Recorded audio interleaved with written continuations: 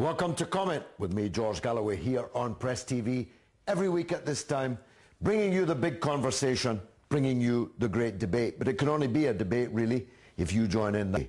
I just got off the plane from Lebanon, where they're absolutely rocking in the aisles at the visit of the Iranian President Ahmadinejad. Of course, some of the communities in Lebanon were anxious about the visit. There were anxieties amongst Sunni Muslim groups, some of them, and some of the Christian communities in Lebanon.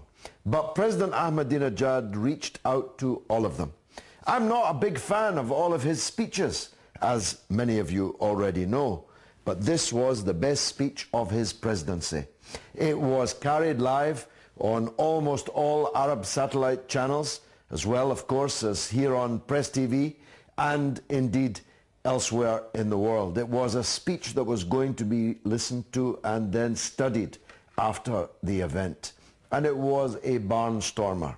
I arrived the night before he did for quite different purposes, because I'm in the region leading the convoy from Latakia to Al Arish in Egypt and thence across 14 kilometers of the Sinai Desert into Rafah.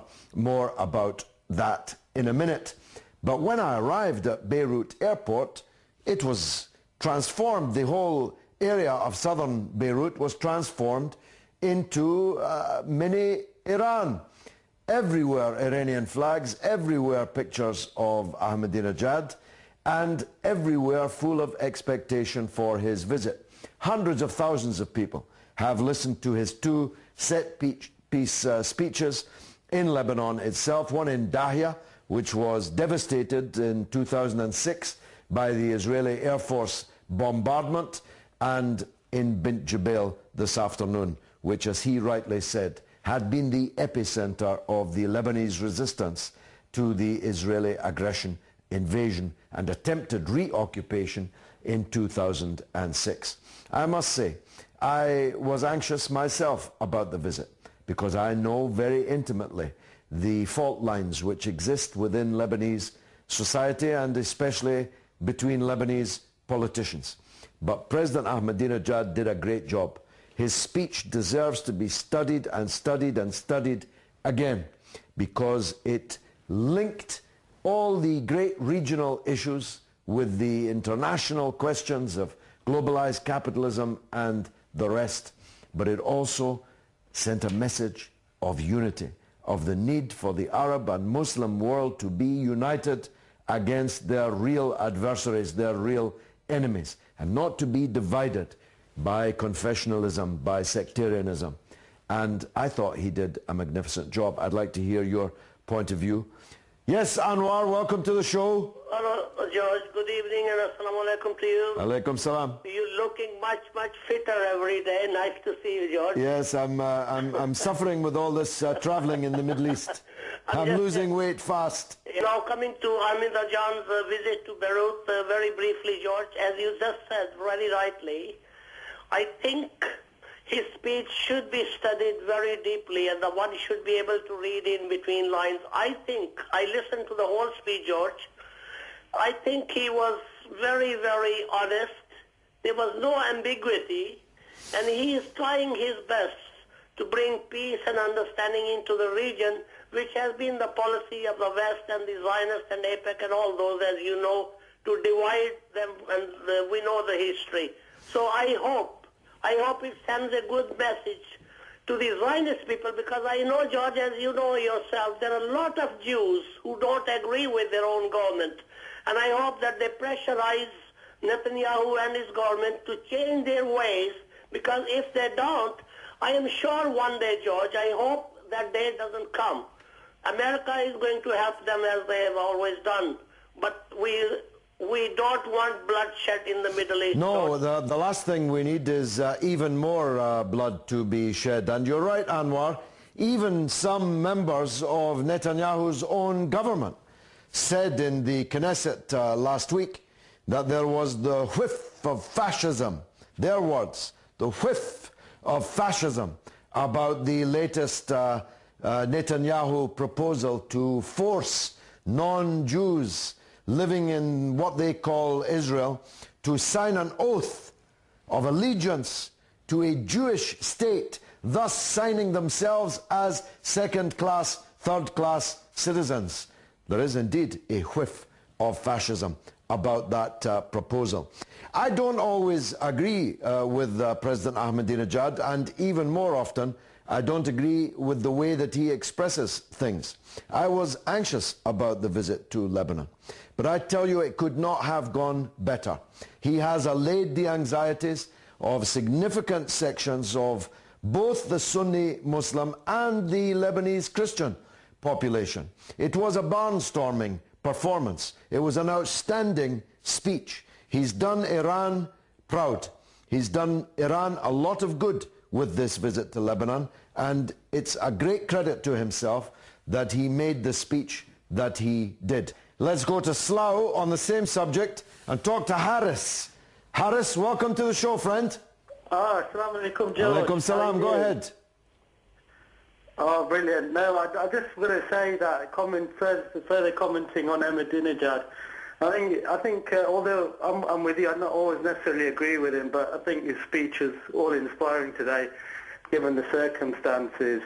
And so I think we need some positive influences in that region and some positive remarks to move things going forward, hopefully in the right directions, and stand up against the Zionists, because I do believe, and I think a lot of the callers have pointed out, that it's not a problem against the Jews, it's more the Zionists and the neocons that suspect. Sure, and also, Harris, he was addressing the issue of Lebanon itself. He made it clear that he wants to see a united, strong Lebanese state, that he is not favoring one section of the Lebanese population over others, and his view is that everyone should make Lebanon work with all its complexities. And in doing so, he allayed the fears and anxieties that were definitely felt. I was there, I can tell you, definitely felt in the Sunni Muslim street and indeed in some sections of the Christian population in Lebanon. All these populations, together with the Druze, of course, are vitally important. Harmony must reign between them. Power must be shared between them. And that's what the President was saying today. And I think he deserves a great deal of credit. Let's see if Aftab in Southall agrees. Aftab, welcome to the show, my friend. Unfortunately, Aftab just fell off the switchboard. We're talking about President Ahmadinejad's visit to the Lebanon, which is still going on and which has been a barnstorming success. There's no other way of putting that. He was a pure box office, to use Hollywood parlance. All eyes were on him. All ears were listening to him. And he didn't let anybody down in the speech that he made. I think Aftab might be back on the line now in Southall. Aftab, welcome back to the show. Yes. Assalamu alaikum, my brother. Alaikum salam, sir.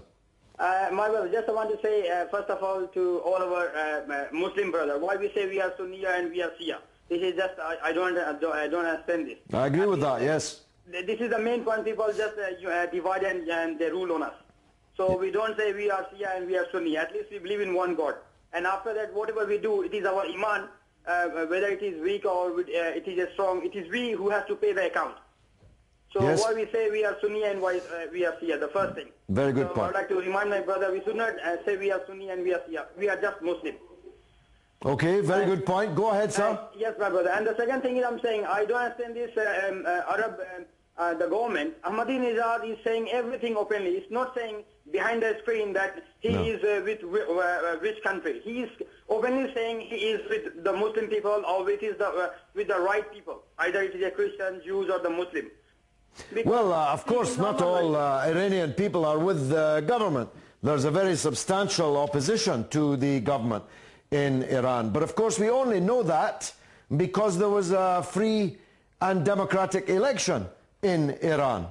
In some countries nearby, who shall be nameless, they've never had an election ever. So we don't know who is with the government and who is against the government. But it's a very good call, Aftab, in Southall. I think that's true. The one thing, and I repeat it for the third time, I don't agree with Ahmadinejad on everything, and I frequently disagree with how he expresses things.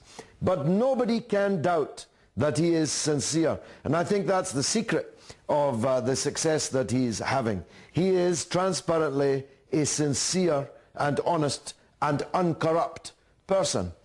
And there's not that many leaders who could say that. Let's go to Kuwait, I think maybe for the first time, and talk to Abu Maheh on the Iranian president.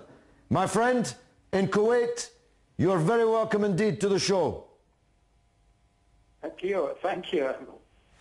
Go ahead, sir. Thank you for that. In fact, we follow your program in Kuwait. Even you didn't hear about us, but we have a kind of diwaniyah. We sit together and see very good. TV, and also we criticize everything. So I'm very touched. I'm very touched to hear that. Thank you. Go ahead. Okay, and it's the modern one in English language. This is what we are proud of, really, and it's a true one. We follow you move toward our brothers in Palestine, and we speak about this all the time. We have many Kuwaitis on our convoy about to sail, by the way. About the Iranian president going to the Arab country of Lebanon. Yes. We admire Hezbollah, and this is everybody everywhere in the world. I think people are proud about them. If he's an honest person, it doesn't matter if he's a Sunni or Shia or Arab or not Arab. So they're fighting against Israel. They are killing Sunnis, our brothers in Palestine. And no country is helping them other than the Iranians. But Najad cannot work, I think, this is what your opinion, cannot work without Egypt and Turkey. When do you think this is going to happen, that they come together, especially Turkey? I think they're going better now, but we like them sometimes to be together because be united together. I don't know, what do you think? Well, I strongly agree with you, Abu Maheh, and that's actually, of course, now happening. On the nuclear question, the tripartite agreement made in Tehran was between Iran and Turkey and Brazil, another very important country with a very good president, outgoing and incoming.